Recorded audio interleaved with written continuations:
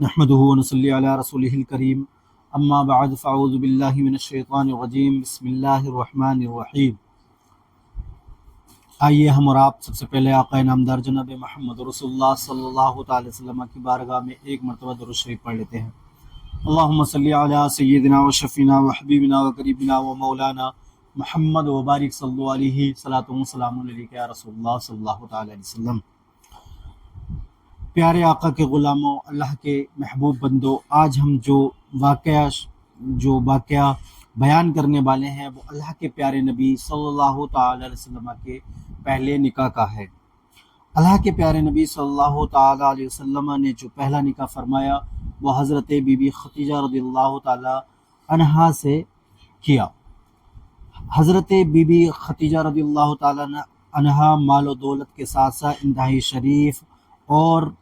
عفو و امان خاتون تھیں۔ اہل مکہ ان کی پاکیزہ دامن کی جو ہے چرچا کرتے تھے۔ طاہرہ پاکیزہ ان کو کہا جاتا تھا، ان کا لقب تھا، لیکن ان کی عمر جو ہے اس وقت پر 40 سال ہو چکی تھی۔ پہلے ان کا نکاح ابو حلا بن زرہ تیمی سے ہوا تھا اور ان سے دو لڑکے تھے۔ دوستو، اللہ کے پیارے نبی صلی اللہ تعالی وسلم مکے کے اندر اپنی ایمانداری اور دیانتداری کے لیے مشہور تھے، اور ادھر حضرت خدیجہ رضی اللہ تعالی عنہا شوہر کے انتقال کے بعد 40 سال کی ہو چکی تھی، تو انہوں نے فیصلہ کیا تھا کہ میں اب اور کوئی نکاح نہیں کروں گی، جبکہ بڑے بڑے سرداران قریش ان کو نکاح کی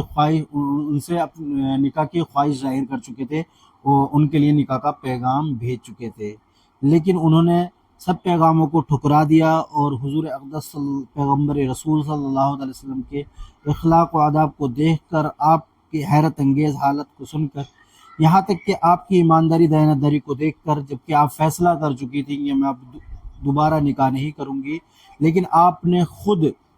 جو ہے اللہ کے پیارے نبی صلی اللہ تعالی علیہ وسلم کے لیے نکاح کا پیغام بھیجا۔ دوستو،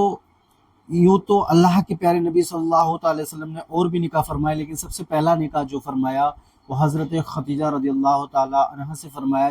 جو کہ ایک بیوہ تھی،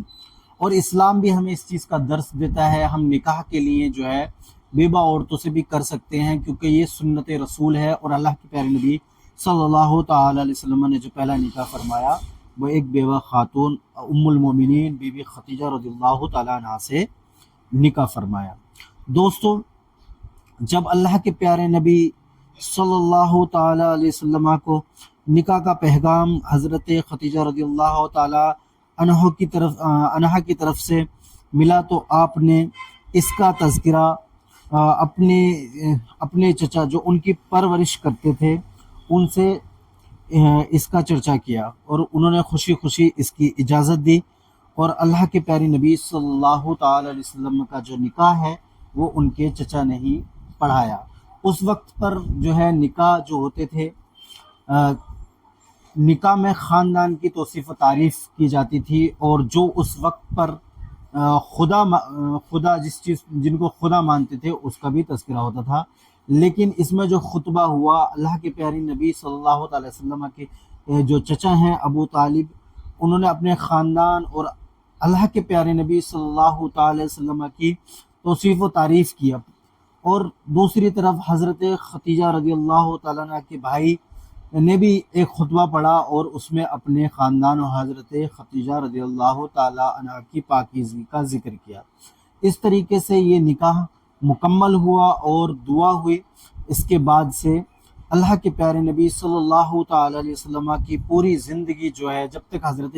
خدیجہ رضی اللہ تعالی عنہا حیات رہیں، اللہ کے پیارے نبی صلی اللہ تعالی علیہ وسلم نے دوسرا نکاح نہیں فرمایا۔ پیارے اسلامی بھائیوں اور آقا کے غلاموں، ہمیں چاہیے کہ ہم بھی اللہ کے پیارے نبی صلی اللہ تعالی وسلم کی سنتوں پر عمل کریں، اور